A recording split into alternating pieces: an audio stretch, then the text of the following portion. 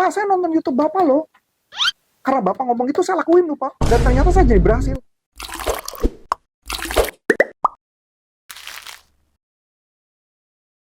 Halo Sales Performance Squad, balik lagi sama aku Aul di YouTube channel Coach Antoni Sarif yang akan membahas seputar selling dan marketing. Halo Coach. Halo. Oke, apa kabar nih Coach? Baik, baik. Oke Coach, langsung aja ya Coach ya. Nih, aku mau tanya nih Coach, misalkan nih seorang sales lagi bertemu dengan customer, mau ngedeketin nih.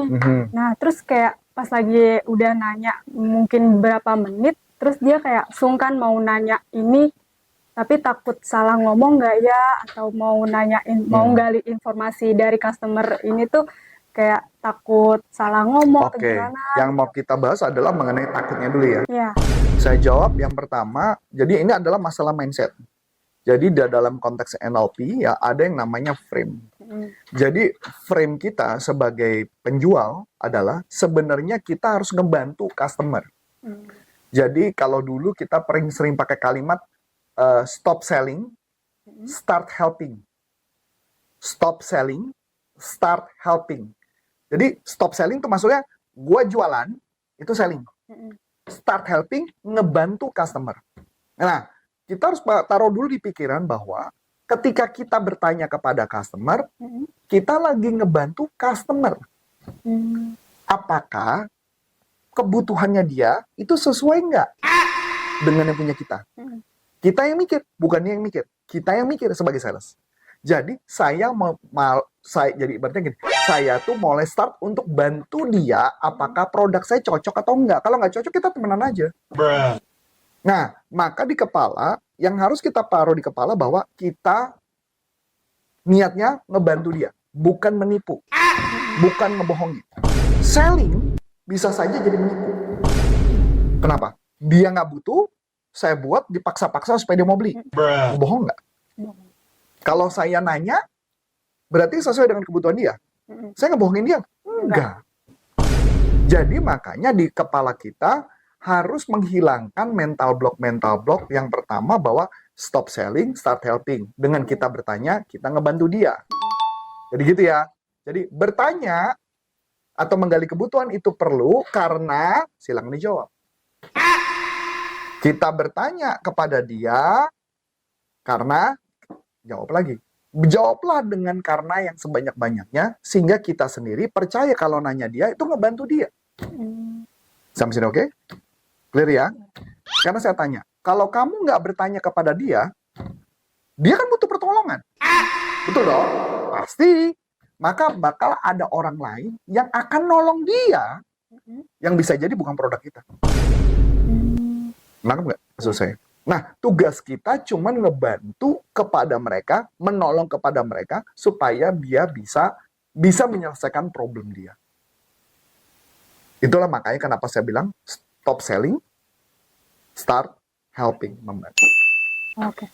Nah, sebenarnya ada nggak sih Coach kayak batasan-batasan kita buat nggali si customer ini tuh dari pertanyaan kita nih? Kalau misal tadi kan kayak kita takut mau nanya ini tuh takut salah atau enggak. Nah, sebenarnya ada nggak sih Coach batasan-batasan yang sekiranya kita tuh nggak boleh tanya ke customer atau gimana? Tidak ada batasan. Tidak ada batasan selama konteksnya menggali kebutuhan. Tidak ada batasan. Yang penting adalah buat orang yang ngerasa nyaman dengan setiap pertanyaan kita. Nyaman itu adalah gayanya yang pertama jangan gaya interogasi, tapi ada yang namanya softener. Kalau saya istilahnya softener ya, bukan molto ya, softener. Softener kayak ngomongnya gini. Wah ini menarik nih Pak. Pak, saya penasaran Pak, ingin tanya yang jauh lebih dalam nih supaya saya bisa bantu Bapak lebih precise. Boleh Pak? Boleh. Langsung tanya lagi. Jadi gini Pak, pertanyaannya. Wah ini menarik nih Pak. Ini kalau saya gali lebih dalam boleh ya Pak ya? Boleh, silakan. Baru saya tanya. Jadi saya akan bertanya kepada dia. Kalau ditanya batasannya apa? Batasan yang paling gampang adalah memakai metode spin. Yang biasa udah diajarkan. Jadi spin selling. Spin itu adalah tanya tentang situasi dia, tentang problem dia udah berapa lama, situasi perusahaannya berapa besar, kapasitasnya apa problem yang lagi dihadapi dia. Dan apa penyebab problem itu. Kita perlu tahu tuh penyebab problem. Karena kalau kita udah tahu penyebab problem, maka otomatis ketika kita menebak satu masalah akan lebih mudah. Kalau nggak sulit. Jadi kalau saya pun sampai hari ini ada corporate nelfon saya misalnya, Coach, gue mau buat pelatihan motivasi. Gue ketawa kan, saya tanya, problemnya apa bro? Ya tim gue biar semangat lagi. Iya gue tahu, tapi masalahnya apa bro? Yang sampai membuat tim lu tidak semangat lagi. Dia cerita, oh iya karena, ceritalah dia. Ketika dia cerita, saya mencari gali informasi. Dapat informasinya, detail, saya bisa berpikir, oh penyebabnya ini. Berarti solusinya adalah ini. Karena kalau kita nggak tanya, dia bilang, Coach saya butuh tim saya untuk dimotivasi. Boleh tahu bro, apa yang menyebabkan tim lu butuh dimotivasi? Ya kurang semangat aja. Ya gue juga suka tahu lah kurang semangat. Terus apa yang mau diberikan pelatihan? Yang akibatnya obatnya bisa jadi, bukan itu jawabannya. Contoh sakit kepala deh. Apakah semua sakit kepala gue kasih Panadol semua? Ya kagak. Kan ada sakit kepala yang sakit kepalanya di depan. Ada yang sakit kepala sakit kepalanya di belakang. Ada yang di kiri, ada yang di kanan, ada yang macam-macam, semua orang yang berbeda-beda. Apakah gue kasih jawaban itu doang? Kan enggak. Betul dong? Nah, sama juga kayak orang sakit perut. Coach, gue sakit perut. Iya, gue tahu. Makanya pertanyaannya, sakit perutnya udah berapa lama? Oh, sudah sekian. Oh. Terus, udah diare? Enggak. Ada kembung? Oh, ada. Makan apa sebelumnya? Kan cari problem. Sama kayak jualan. Jualan tuh nanya, problemnya apa? Ini. Sudah berapa lama? Sekian. Sebelumnya ini gimana? Nggak apa-apa, Coach. Baik-baik aja, Coach. Terus, sekarang, oh ya ada problem. Sejak apa? Sejak ini. Oh. Emang persis kayak gimana ceritanya sih? Oh, ceritanya gini. Oh. Terus setelah itu apa yang terjadi? Ya, mulailah tim saya jadi problem. Nah, kan gitu loh. Clear ya? Jadi, biar ada jawaban. Sama aja kayak kemarin kan ada yang nanya saya, Coach, gue minta pelatihan leadership. Saya jawab, oke. Terus, problem lo apa? Ya, problemnya nggak pernah ikut pelatihan leadership. Ya elah. Suruh gue bikin pelatihan leadership, terus jawabannya nggak ada gitu loh pertanyaannya. Saya tanya problemnya apa? Yang sampai membutuhkan kenapa perlu pelatihan leadership. Dia jawab, oh kurang komunikasi. Oh, satu, problem temu dong. Apa problem? Baru saya susun. Kan kamu lihat ya kemarin ada pelatihan leadership yang saya minta kan? Dan saya bikin 2 proposal yang berbeda. Nah, coba kalau customer ini cuma ngomong, bikin pelatihan leadership. Posisinya adalah kepala cabang dan GM. Pusing kepala lu mau bikin apaan? Ya itu maksudnya. Saya perlu mikir dulu problemnya apa, jawabannya apa. Dan ternyata materinya beda kan? Nah, kamu nggak maksud saya? Saya perlu tahu problemnya apa. Supaya ngebuat meramunya tepat. Coba kalau saya sungkan bertanya. Ya udah bikin aja. Nanti pada saat di lapangan ternyata obatnya bukan itu, kita mau nyalain customer. Ya nggak bisa. Ya salah kita lah penjualnya, kenapa nggak menggali informasi yang dalam. Masuk akal? Berarti kalau misalkan ada nggak sih Coach kayak kata-kata yang dikeluarkan oleh sales yang mungkin bisa menyinggung si customer itu? Oke. Jadi ada nggak kata-kata yang dikeluarkan oleh sales yang bisa menyinggung customer tersebut? Jawabannya adalah bisa saja terjadi kalau kita ada kata-kata yang bersifat penuduhan. Bersifatnya misalkan penuduhannya, kita bisa mengerti kalau menuduh sesuatu berdasarkan tergantung siapa yang kita ajak ngobrol. Kalau misalkan kamu ketemu bagian procurement, terus kamu mengatakan bahwa, oh ini salahnya karena Bapak nggak teliti ya, maka kamu akan dibenci. Ingat ya, customer pada dasarnya mereka tidak mau mereka dianggap pihak yang bersalah. Tapi customer nggak akan keberatan kalau kita bilang kambing hitamnya orang lain. Jadi kalimat yang no, jangan nyalain dia. Anggaplah dia tuh udah benar caranya, tapi ketika dia memutuskan itu udah benar. Tapi mungkin yang dipilih orang yang tidak tepat, atau vendornya tidak tepat, atau apapun. Dan kita sorry for them. Empati.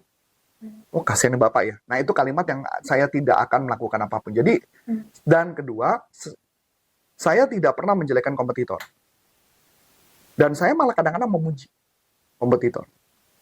Nah, ketika biasa kami temukan kalau kami memuji, biasanya mereka malah bilang gini, oh enggak kok, mereka nggak sebagus itu kok. Nah, ini malah kesempatan buat saya untuk saya masuk lebih dalam.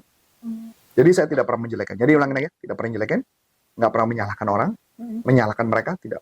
Menyalahkan keputusan, tidak. Jadi hal-hal itulah yang harus saya hindari kepada si customer. Nah, lebih baik berikutnya adalah kita cuma ngomongin adalah harapan, possibility yang bisa kita bantu, dan jangan juga kita menganggap bahwa mereka tidak mampu membayar untuk melakukan itu. Walaupun bisa aja setelah tutup telepon Anda ngomong, wah, bilang aja nggak mampu. Tapi nggak perlu ke customer. Customer itu adalah kita anggap adalah pihak yang benar, pihak yang baik, kita ngelihatnya dari sudut itu. Ya, dan customer tidak pernah salah. Customer tidak pernah salah. Oke, customer tidak pernah salah, customer adalah selalu benar. Walaupun jawabannya adalah belum tentu dia tepat. Belum tentu dia tepat. Oke. Nah, kalau misalkan kayak si sales ini tuh ngerasa kayak takut, sungkan, dan segala macam, takut bikin singgung si customer ini. Nah, terus dari perkataan dia saat ngomong ke customer tuh kayak terbata-bata atau kayak pelin-pelan, jadi malah si customer ini jadi nggak percaya atau gimana? Nah, kalau saya pribadi akan latihan dulu. Saya tipe orang yang sangat latihan di depan kaca sih. Saya tipe orang yang akan latihan. Saya latihan berulang-ulang untuk latihan. Saya membayangkan ketemu customer dan saya berlatih berulang-ulang. Dan lama-lama baru jadi bisa. Karena memang benar ya, apalagi teknik-teknik yang selama kita nonton di YouTube ini ya, YouTube yang kita punya ini channel, itu rata-rata orang nggak akan langsung bisa. Karena mereka butuh waktu untuk memaksakan, mereka berani untuk ngelakuin. Kalau buat saya adalah kata kuncinya adalah kita berlatih berulang-ulang. Berlatih berulang-ulang. Jadi kalau misalkan, kalau buat saya gini, diomelin nggak apa-apa kok. Diomelin tuh nggak apa-apa. Karena ketika kita diomelin, kita belajar. Bukan kalau diomelin kemudian kita jadi mundur. Enggak, kita diomelin tapi jadi belajar. Semua orang pernah diomelin kok. Ada momen-momennya saya juga ada. Saya juga ada momen diomelin, ya ada dulu. Tapi tugas saya adalah bisa nggak saya tetap untuk berlatih. Dan ketika saya gagal, saya pelajari gagalnya di mana. Saya perbaiki supaya hasilnya jauh lebih baik ke masa depan. Itu sih jawabannya. Jadi kalau kita nggak pernah berlatih sih, nggak akan bisa. Dan kalau diomelin, normal, anggap aja belajar. Apalagi kalau buat saya ya, ke tim dari dulu, kalau tim melakukan kesalahan mah normal, kenapa harus disalahin? Bahkan pernah ya gara-gara omongan saya ini ya, ada satu perusahaan pernah meng-hire saya, saya ngajari perusahaannya dia. Dia bilang begini, tahu nggak, gara-gara omongan Coach Arif waktu itu, perbanyak aja kegagalan. Bukan perbanyak keberhasilan, tapi perbanyak aja kegagalan. Karena kalau dia udah gagal banyak, maka pasti suatu saat dia akan berhasil. Tahu nggak, dipraktekin sama dia loh. Dan orangnya ngomong sama saya, kayaknya Adi ada deh orangnya waktu itu. Enggak ada. Adi waktu itu lagi sakit tuh, nggak ada. Jadi di puncak. Jadi orangnya tuh ngomong sama saya, Pak, saya nonton YouTube Bapak loh. Karena Bapak ngomong itu saya lakuin loh Pak. Dan ternyata saya jadi berhasil. Kenapa? Karena orang ini dengerin kata saya, dan dia ngelakuin, dan ternyata berhasil. Nah itu maksud saya kasih gambaran. Jadi, lakuin aja, jangan takut. Ngelakuin aja, perbanyak kegagalan, karena kalau udah banyak gagal, udah nggak mungkin gagal lagi. Berikutnya, lo mau gagal yang buruk apa? Kebanyakan pemimpin adalah suka, lo harus berhasil, udah apa-apa udah nakutin lah, gimana dia mau berhasil? Ya, masuk akal. Yang penting apa? Analisa, perbaiki, untuk kedepannya lebih baik. Udah itu aja jawabannya. Oke? Oke. Nah, mungkin itu dulu nih tips-tips dari Coach Antonius Arif buat teman-teman yang menjalani sebagai sales. Nah, mungkin segitu dulu teman-teman Sales Performance Squad dari aku Aulia. Dan saya Coach Antonius Arif mengucapkan terima kasih, sukses buat Anda, dan sampai jumpa. Salam performance. Bye-bye.